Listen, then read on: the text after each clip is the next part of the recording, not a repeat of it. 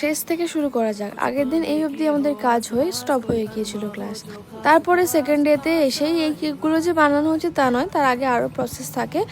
Cream কেকের জন্য ক্রিমটা যদি প্রপারভাবে বিট করা না হয় তাহলে কিন্তু কোনোভাবেই ডিজাইন করা পসিবল নয়। সেটা দেখানোর পর কোন জিনিস দিয়ে কি কাজ করতে হয়, কোন জিনিসের কি নাম, সবটাই ওদেরকে দেখিয়ে দিচ্ছিলাম, বলে দিচ্ছিলাম। তারপর ওদের হাতে দিলাম যে তোমরাও এবার একটু একটু করে ক্রিম রেডি করো।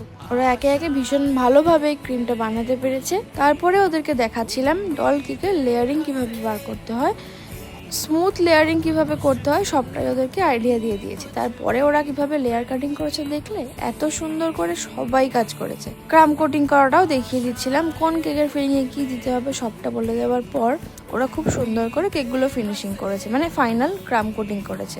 এই ভিডিওতেই তোমাদের ফাইনাল কেকের লুকগুলো দেখাতে পারবো না, তার জন্য তোমাদের থার্ড পার্টের জন্য একটু ওয়েট করতে হবে। এতদূর ভিডিওটা দেখার জন্য অনেক অনেক ধন্যবাদ।